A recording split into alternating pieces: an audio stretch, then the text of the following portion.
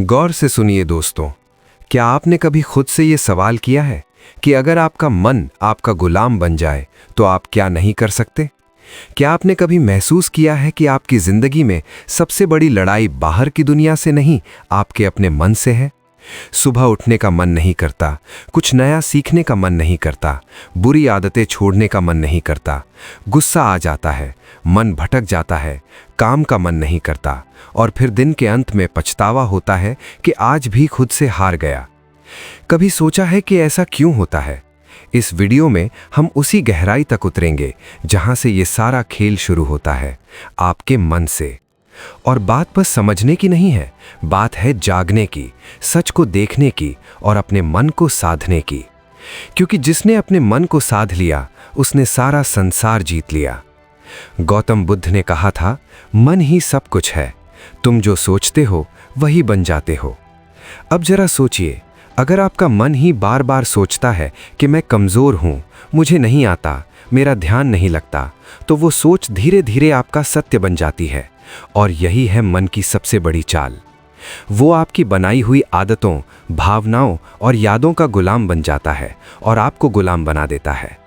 मन एक बंदर की तरह है जो हर पल उछलता है, कभी भविष्य की चिंता में तो कभी अतीत के पछतावे में। आपके साथ भी होता है ना? आप कुछ करने बैठते हैं और अचानक मन कोई पुरानी बात याद दिला देता है, कोई दुख, कोई गलती, कोई डर, और फिर आप वहीं अटक जाते हैं, कुछ करते ही नहीं। आपका शरीर वहीं बैठा होता है पर मन कहाँ होता है कोई नहीं जानता। अब जरा सोचिए, ये वही मन है जो आपको महान बना सकता है अगर आप इसे समझ लें, इसे दिशा दे दें। क्योंकि मन खुद नहीं जानता कि क्या अच्छा है, क्या बुरा है। वो तो बस जिस चीज़ को आप बार बार दोहराते हो उसी को सच मान लेता है। अगर आप हर रोज़ खुद से कहते हो, मैं कुछ नहीं कर सकता, मेरा मन नहीं लगता, मेरी किस्मत खराब है, तो मन वही दोहराएगा, वही परोसता रहेगा और आप उसी में डूबते जाओगे। पर अब वक्त आ गया है कि आप इस मन को पहचानो, इसका व्यवहार समझो, इसकी चालाकी पकड़ो और इसे खुद के अधीन करो। मनोविज्ञान कहता है कि हमारे 95% निर्णय हमारे अवचेतन मन से लिए जाते हैं। यानी हम जो सोचते हैं, जो महसूस करते हैं, उसका बड़ा हिस्सा हमें पता भी नहीं चलता और फिर भी वही हमारे जीवन की दिशा तय करता है। यानी अगर आपने अपने मन को सही प्रशिक्षण नहीं दिया तो वो बिना आपकी मर्जी के आपको वहां ले जाएगा जहां आप कभी नहीं जाना चाहते थे। अब एक बात ध्यान से समझो, अगर आपका मन ही नियंत्रण में नहीं है तो दुनिया का कोई लक्ष्य, कोई रिश्ता, कोई सफलता आपको संतोष नहीं दे सकती। क्योंकि उस सब को जीने के लिए सबसे पहले जिस चीज़ की ज़रूरत है वो है मन की स्थिरता। आधुनिक विज्ञान भी यही कहता है, दिमाग की वायरिंग और फायरिंग, यानी आप जैसे सोचते हो वैसे ही आप बनने लगते हो।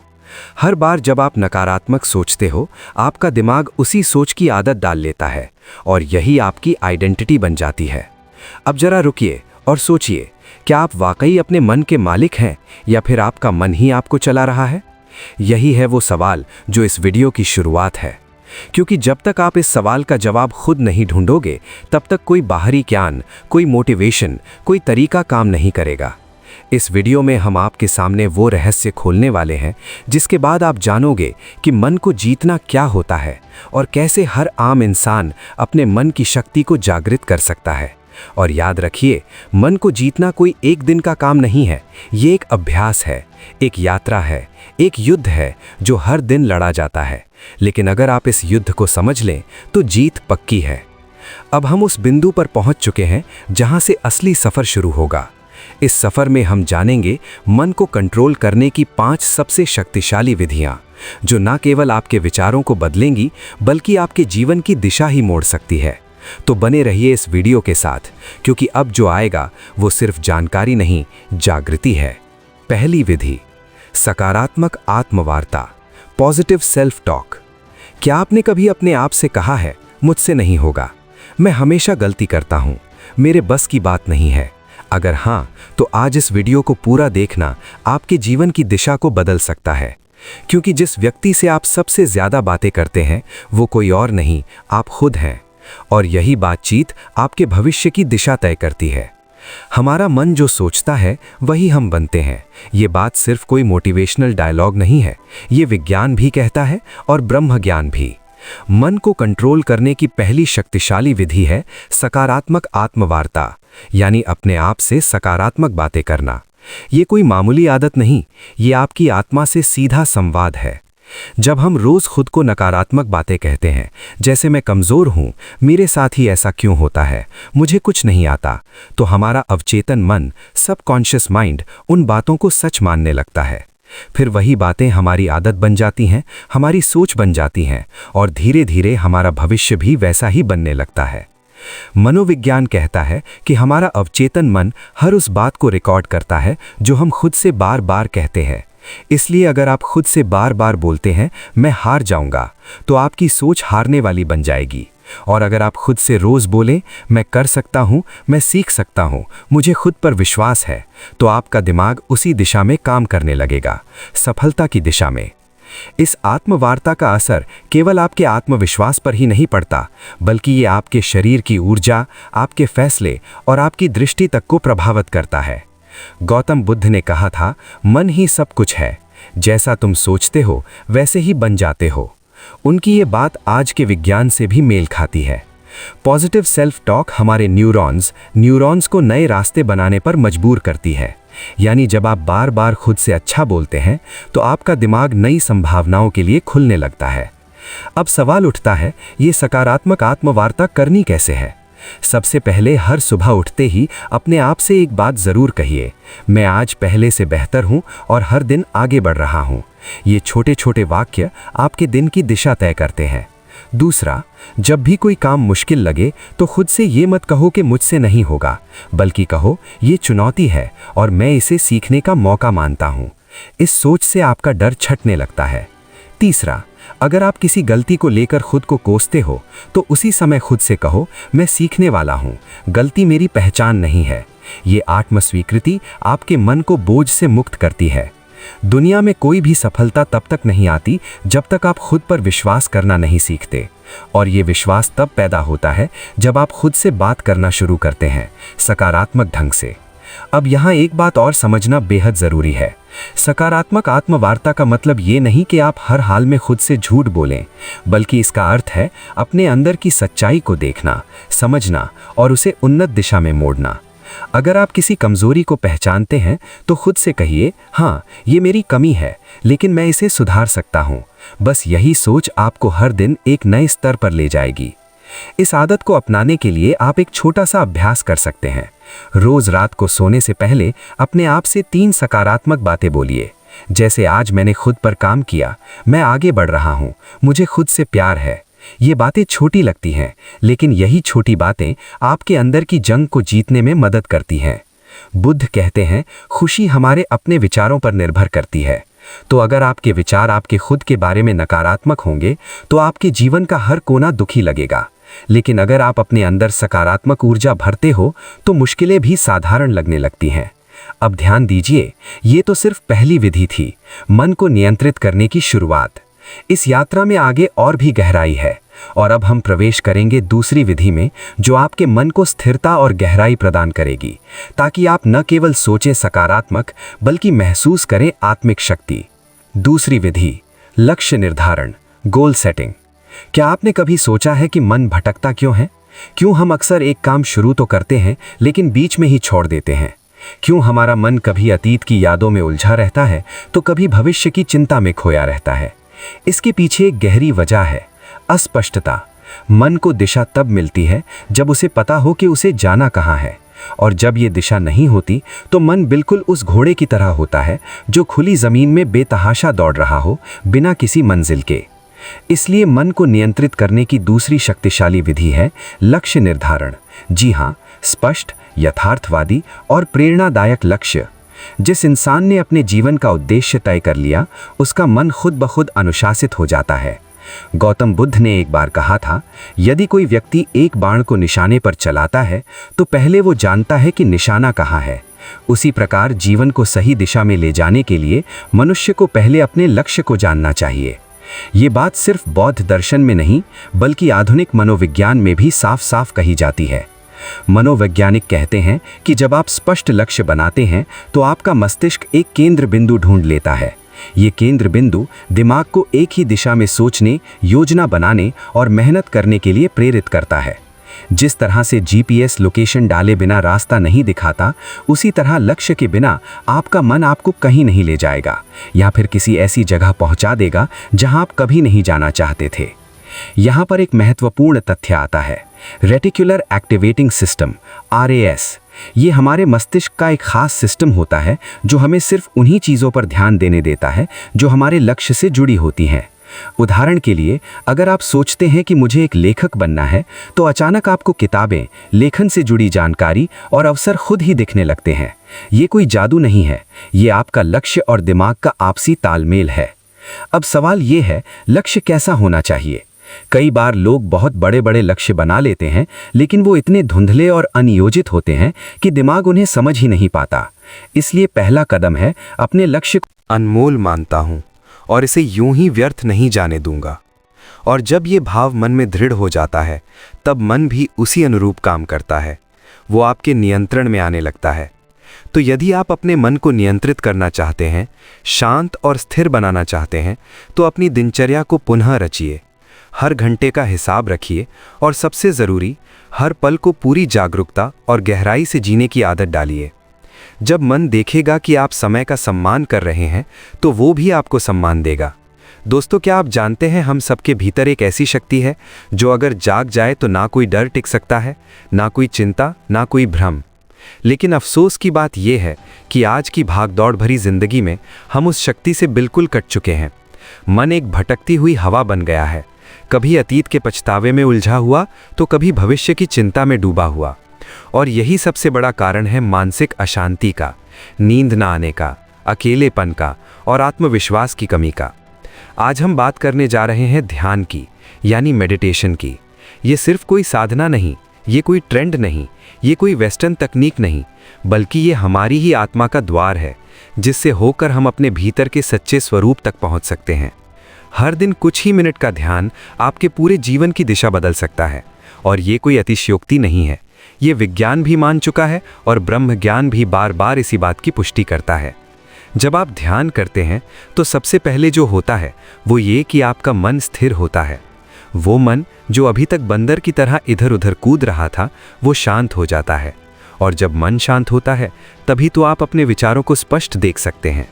ये क्लैरिटी ऑफ थॉट्स ही आपकी हर समस्या का हल है, क्योंकि समस्या से ज़्यादा परेशान करने वाला तो भ्रम होता है, और भ्रम तब टूटता है जब विचारों में स्पष्टता आती है।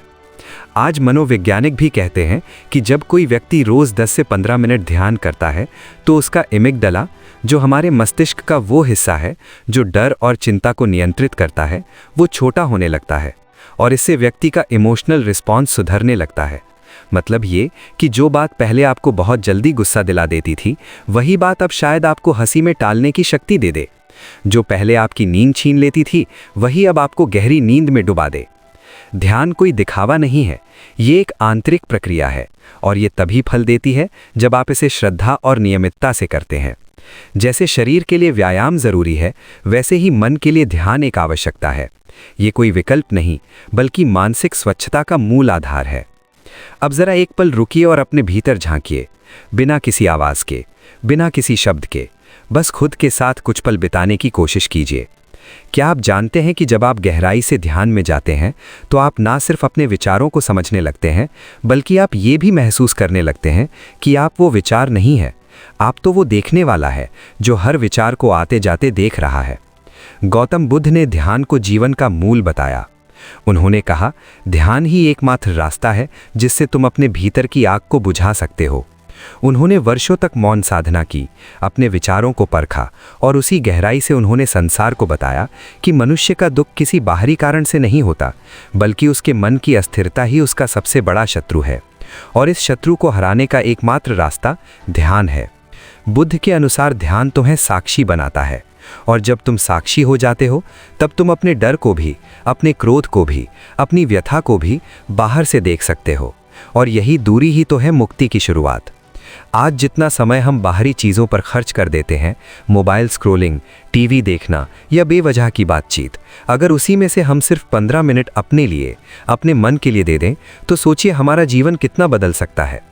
ध्यान करने के लिए किसी विशेष स्थान या किसी विशेष पद्धति की आवश्यकता नहीं, बस शांति हो, एक कोना हो और हो थोड़ी सी इच्छा खुद को समझने की, खुद से मिलने की। आप चाहे तो आंखें बंद करें, अपनी सांसों पर ध्यान दें, चाहे तो ओम का उच्चारण करें, चाहे तो सिर्फ मौन रहें। तरीका कोई भी हो सकता है, लेकिन परिणाम हमेशा एक ही मिलेगा, शांति, गहराई और भीतर की शक्ति। ध्यान हमें सिखाता है कि शांति बाहर नहीं, भीतर है। ध्यान हमें सिखाता है कि समाधान कोई और नहीं देगा, हमें खुद ही खोजना होगा। ध्यान हमें सिखाता है कि जब तक तुम अपने मन पर नियंत्रण नहीं करते, तब तक कोई भी चीज़ तुम्हें पूरी तरह संतुष्टि नहीं दे सकती, ना दौलत, ना रिश्ते, ना सफलता। और अंत में एक बात जो सबसे ज़रूरी है, ध्यान कोई एक बार का प्रयोग नहीं है, ये एक निरंतर यात्रा है। जैसे जैसे आप इस यात्रा में आगे बढ़ेंगे, वैसे वैसे आप खुद को उस रूप में जानने लगेंगे जो आप वास्तव में हैं। आप पाएंगे कि आप सिर्फ एक शरीर नहीं, एक नाम नहीं, एक पहचान नहीं, बल्कि आप शुद्ध चेतना है, शुद्ध शक्ति हैं। और जब ये बोध हो जाता है, तब मन पर नियंत्रण कोई कठिन कार्य नहीं लगता। तब चिंता मिट जाती है, तब डर भाग जाता है, तब भीतर से आवाज़ आती है, अब तू मुक्त है। और ठीक यहीं से हमारी अगली विधि की शुरुआत होती है, जो इस शुद्ध चेतना को और अधिक गहराई से पहचानने की ओर हमें ले जाएगी। जब जीवन की आपाधापी हमें थका देती है, जब विचारों का शोर इतना बढ़ जाता है कि अपने ही मन की आवाज़ सुनना मुश्किल हो जाता है, तब हम अक्सर मानसिक शांति की तलाश में भटकते हैं। हर कोई यही सोचता है, कैसे अपने मन को काबू में लाया जाए, कैसे इस बेचैनी से बाहर निकला जाए, कैसे अपने जीवन को फिर से संतुलित किया जाए। आज हम बात कर रहे हैं उसी खोज के अंतिम पड़ाव की, मन को कंट्रोल करने की 5 शक्तिशाली विधियों में से 5वीं विधि की, जो दिखने में सरल है लेकिन इसके पीछे छुपी है अनंत शक्ति। ये विधि है शारीरिक व्यायाम, यानी रेगुलर फिजिकल एक्सरसाइज। अब आप सोचेंगे कि इसमें ऐसा क्या खास है, क्या वाकई शारीरिक व्यायाम से मन शांत हो सकता है? तो चलिए आज हम इस पर गहराई से बात करते हैं, सिर्फ शब्दों से नहीं, बल्कि विज्ञान, प्राचीन ज्ञान और अनुभव से जुड़े तथ्यों के आधार पर। सबसे पहले ये समझिए कि हमारे मन और शरीर का रिश्ता कितना गहरा है। जब शरीर में कोई बदलाव होता है तो उसका सीधा असर मन पर पड़ता है, और जब मन में कुछ चलता है तो शरीर भी उसका असर झेलता है। इसीलिए अगर आप अपने मन को नियंत्रित करना चाहते हैं तो शरीर को अनदेखा नहीं कर सकते। आधुनिक विज्ञान कहता है कि जब हम व्यायाम करते हैं, चाहे वो तेज चलना हो, योग हो, दौड़ना हो या कोई खेल, तो हमारा मस्तिष्क एंडोर्फिन्स नामक रसायन छोड़ता है, जिसे फील गुड हार्मोन्स कहा जाता है। ये वही रसायन है जो हमें सुकून देता है, तनाव को कम करता है और मन को स्थिर करता है। यही कारण है कि जो लोग रोजाना व्यायाम करते हैं, वे मानसिक रूप से ज़्यादा स्थिर, शांत और सकारात्मक बने रहते हैं। अब अगर हम प्राचीन ब्रह्म ज्ञान की ओर देखें, तो वेदों और उपनिषदों में भी कहा गया है, शरीर माध्यम खलु धर्म साधनम, अर्थात ये शरीर ही धर्म पालन का पहला साधन है। जब शरीर स्वस्थ होगा, तभी मन भी अनुशासित होगा और जीवन का लक्ष्य प्राप्त कर पाना संभव होगा। गौतम बुद्ध के जीवन में भी इसका विशेष महत्व देखने को मिलता है। बुद्ध ने अपने शिष्यों को केवल ध्यान और उपदेश ही नहीं दिए, बल्कि उन्हें नियमित रूप से चलने, शरीर को सक्रिय रखने और अपने शरीर के साथ अपने मन का भी ध्यान रखने की शिक्षा दी। जीवन में मध्य मार्ग अपनाओ, ये बुद्ध का सबसे बड़ा संदेश था। ना तो शरीर को इतना थकाओ कि वो टूट जाए, और ना ही उसे इतना आराम दो कि वो जड़ हो जाए। संतुलन ही असली साधना है। ध्यान दीजिए, जब आप थके हुए होते हैं, तनाव में होते हैं या क्रोध में होते हैं, तो आपका शरीर कैसा हो जाता है? आपकी सांसें तेज चलने लगती हैं, मांसपेशियां कस जाती हैं, नींद उड़ जाती है और पेट में गड़बड़ी होने लगती है। ये सब शरीर के अंदर का संकेत है कि मन ठीक नहीं चल रहा। लेकिन जैसे ही आप व्यायाम करते हैं, श्वास गहरी होती है, शरीर में ऊर्जा दौड़ती है, नींद सुधरती है और मन हल्का लगने लगता है। इसका एक और गहरा पक्ष है जो बहुत कम लोग समझते हैं। जब आप व्यायाम करते हैं तो आप अपने शरीर से जुड़ते हैं। उस क्षण आप वर्तमान में होते हैं, अभी और यही है being in the present moment, जो कि ध्यान का सबसे मूल सिद्धांत है। और जब आप इस तरह से हर दिन अपने शरीर के साथ उपस्थित रहते हैं, तो धीरे धीरे आपका मन भी आपके नियंत्रण में आना शुरू करता है। व्यायाम का मतलब सिर्फ जिम जाना या भारी वजन उठाना नहीं है।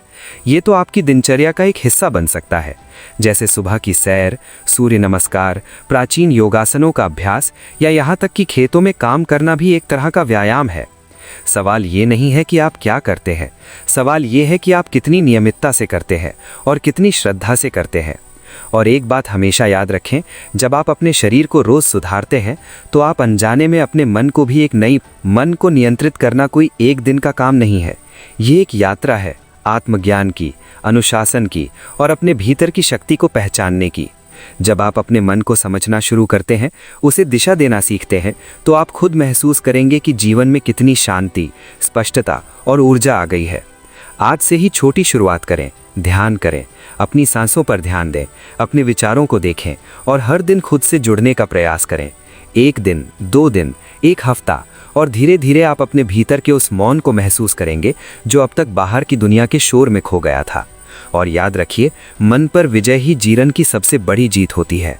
अगर आपको ये वीडियो पसंद आया हो, अगर आपको इससे कुछ सीखने को मिला हो, अगर इन बातों ने आपके मन को छुआ हो, तो कृपया इस वीडियो को लाइक करें, अपने दोस्तों और परिवार के साथ शेयर करें और हमारे YouTube चैनल को सब्सक्राइब करें।